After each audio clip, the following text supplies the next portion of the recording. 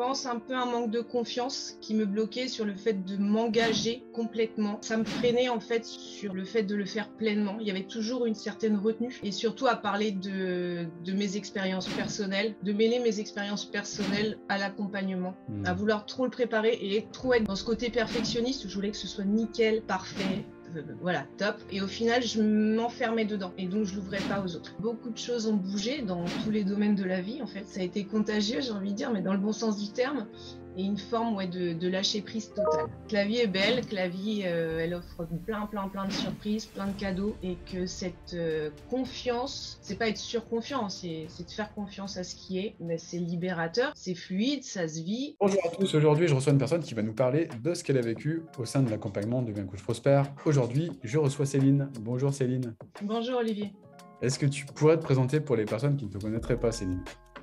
Bah écoute, voilà, je suis Céline, je suis coach, je suis dans l'accompagnement en fait, dans le développement personnel, donc je travaille beaucoup sur tout ce qui est émotionnel, sentiments, les besoins, les manques, par différents outils, parce que j'ai de nombreux outils à ma disposition, et j'accompagne surtout les parents solos à réaliser leur vie, une vie on va dire sur mesure, prête à porter pour eux, et alignée à leurs valeurs et alignée à leur parentalité surtout. Super, ok. Est-ce que tu peux nous parler de la principale difficulté que tu vivais il y a quelques temps et qui t'empêchait d'aller là où tu veux, professionnellement parlant? Je pense un peu un manque de confiance qui me bloquait sur le fait de m'engager complètement dans l'accompagnement. Voilà. Qu'est-ce que ça crée au niveau de ce que tu vivais au quotidien, ce manque de confiance en toi? Bah, ça m'empêchait pas d'avancer sur le travail en lui-même, mais ça me freinait en fait sur le fait de le faire pleinement. Il y avait toujours une certaine retenue. Et surtout à parler de mes expériences personnelles, de mêler mes expériences personnelles à l'accompagnement. Et je pense que c'est important aussi de le partager et de montrer notre humanité et nos fragilités aussi qui sont une force. Donc j'avais un peu de mal à ce niveau-là et qu'à aujourd'hui je le partage avec plus de fluidité. Donc c'est même libérateur pour moi, donc c'est très bien. D'accord. Et à ce moment-là de ta vie, est-ce que tu arrivais à avoir des clients et à leur apporter de la valeur? Alors la chose, c'est que j'avais tout créé, j'avais tout ouvert, mais j'avais pas lancé la partie, on va dire, de publicité de mon activité. Donc j'en parlais un peu, mais je le lançais pas vraiment en fait. D'accord. Donc tu t'en parlais autour de toi sans qu'il y ait un engagement derrière Oui. pour avancer, faire les pas supplémentaires. Ouais. D'accord, ça marche. Et du coup, c'était comment? Ça restait en stand-by? Comment ça se manifestait en fait au niveau de ton activité? Bah, j'essayais de mieux le travailler à la maison avec moi-même, quoi, on va dire, de mieux le préparer. Mais à rester à le préparer, en fait, je laissais tout figer. À vouloir trop le préparer et trop être dans dans ce côté perfectionniste où je voulais que ce soit nickel, parfait, voilà, top. Et au final, je m'enfermais dedans et donc je l'ouvrais pas aux autres. D'accord, je comprends, d'accord. Donc si je résume, c'est perfectionnisme dans la démarche. T'attendais tu t'efforçais de rendre tout parfait et vouloir rendre tout parfait, tu ne te lançais pas, c'est bien ça? C'est ça, ça m'enfermait plus on cherche la perfection, plus on y va, plus on avance dans la perfection et on reste enfermé en fait dedans. D'accord, je comprends. Qu'à aujourd'hui, j'ai plus compris, je l'avais compris avant mais je le mettais pas en place, c'est que justement dans cet échange, j'apprends, tout le monde apprend en fait et c'est dans cet échange que tout se crée, plus qu'en étant enfermé sur moi-même. Mec, ok, je comprends. Quelles étaient les solutions que tu envisageais à l'époque justement pour te lancer, pour dire allez c'est bon, j'y vais, je mets en place les choses et puis je fais profiter de mes clients de tout ce que je sais. Alors disons que je savais déjà ce que je ne voulais pas. Donc je voulais pas faire d'accompagnement individuel à la séance. Je voulais pas tout ce qui était flyer, carte de visite. Je voulais pas tout ce concept-là. ce que je voulais, j'avais plein d'idées, mais j'arrivais pas trop à ranger ma chambre, si je peux l'exprimer comme ça. Et donc j'avais plein d'idées, plein de choses, et c'était pas précis. Qu'à aujourd'hui, je sais toujours ce que je ne veux pas, mais ce que je veux est beaucoup plus clair. Je suis sortie de cette nébuleuse en fait. Ok, super. Et du coup, qu'est-ce qui a fait que tu choisisses de travailler avec nous? J'ai vu un de tes posts sur Facebook et moi j'écoute beaucoup mon intuition, donc quand ça m'a dit c'est lui, je suis partie. Voilà. Je l'ai senti, voilà, c'était humainement instinctif, mais ça a été ça. Et là j'ai fait confiance, j'y étais. Ok. Qu'est-ce qui se serait passé justement si tu n'avais pas fait confiance à ton intuition? J'aurais stagné. Je serais restée à la même place ou je serais partie sur autre chose au bout d'un moment. Mais non, je pense pas que je serais partie sur autre chose. J'aurais étudié autre chose, mais j'aurais pas abandonné. J'aurais lutté avec moi-même en fait. Donc c'est pas mieux. Ok. Là, tu décides de prendre un appel avec nous. Comment ça se passe au niveau de cet appel? Super accueil. Un super accueil. J'ai eu Renaud. Ouais. Un super accueil.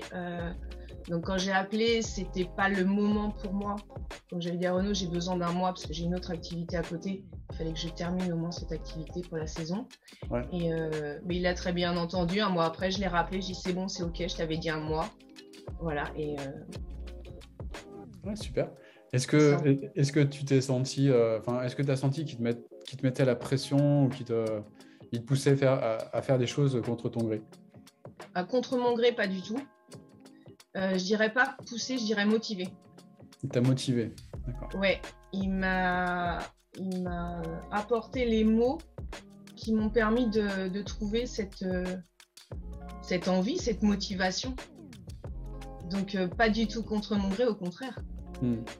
Il a su comprendre mon langage en fait. Et ça a été top. D'être comprise, ça a été top. Ok, super. Donc, est-ce que ça t'a apporté de la clarté ou pas du tout, l'échange que tu as eu avec lui? Ça a confirmé mon intuition, donc c'est que c'était ça. C'est que c'était là, c'est que c'était le moment et que voilà, c'était le moment, go quoi. Ok, super. Donc là, tu décides de faire l'accompagnement. Comment ça se passe au départ? Comment tu es accueilli? Et puis, comment ça s'est passé? J'ai été très bien accueillie. J'ai eu mon appel avec Kevin. Ouais. Voilà. Non, j'ai été très très bien accueillie. Je me suis sentie, alors pas prise par la main parce ça nous aussi d'être responsable, mais j'ai senti un accompagnement humain. Voilà. Et c'est ce qui est important pour moi. Donc non, très bien accueilli, très bien. Très bien. je vois pas d'autres mots. C'était juste une évidence. C'était parfait. Ok, ça marche. Comment s'est passée ton évolution? Est-ce qu'il y a des choses que tu as débloquées en interne? Oui, il y a eu des choses qui ont été débloquées. Justement, cette sortie de zone de confort, on va dire, où j'étais trop dans le perfectionnisme, donc trop enfermée. Donc, c'était une sortie de zone de confort, avec un peu d'appréhension au départ, parce que c'est pas évident de se dire, bon, alors je sors de là, mais je vais là-bas, je sais pas trop, je vais un peu à l'aventure. Et à la fois, le déclic s'est fait assez rapidement et l'aventure, elle a été top. Donc ouais, il y a eu des petits blocages, mais c'est plus des appréhensions que, voilà, j'étais pas terrorisée, c'est plus des appréhensions de où est-ce que je vais. Et puis après, je me suis dit, de toute façon, j'y vais, donc j'ai plein de belles choses à découvrir, donc j'y vais. Mec, ok, donc ce sont le fait de lever ces blocages qui t'a permis de tracer ta route, avancer. Oui. Ouais, ok. Super. Comment tu qualifierais l'équipe, en fait, l'équipe d'accompagnement de Coach Prosper, l'équipe de coach? Je vais reprendre le même mot que tout à l'heure, humain. Pour moi, c'est important. Et une écoute active. C'est-à-dire on parle chacun notre langage avec nos expériences et tout, et ils ont su prendre le temps d'écouter et prendre le temps de discuter et patience aussi. Je crois que le mot patience est pas mal. L'humain et la patience, ouais. D'accord. Et un cœur, je te coupe, mais un cœur gros comme ça. Donc c'est top. Ok. Quel est l'aspect de l'équipe qui t'a le plus soutenu, le plus aidé? Leur disponibilité. Ouais. Leur disponibilité. Ok, super. Et qu'est-ce qu'il y a... Là tu as mis en place tout un tas de choses, même énormément de choses. Qu'est-ce qui a changé maintenant au niveau de ta vie suite à tout ça, tout ce que tu as mis en place? Beaucoup de choses ont bougé dans tous les domaines de la vie. En fait, ça a été contagieux, j'ai envie de dire, mais dans le bon sens du terme. Et une forme de lâcher prise totale, de confiance qui est... Bon, j'étais confiante dans beaucoup de domaines, mais là, je sais que c'est général, c'est générique et c'est bien implémenté. Donc ça, je vais bien le nourrir et le conserver. Voilà, c'est un lâcher prise général. D'accord, lâcher prise général. C'est quoi l'impact dans ta vie d'un lâcher prise général? Donc la vie est belle, que la vie elle offre plein de surprises, plein de cadeaux, et que cette confiance, c'est pas être surconfiant, c'est de faire confiance à ce qui est.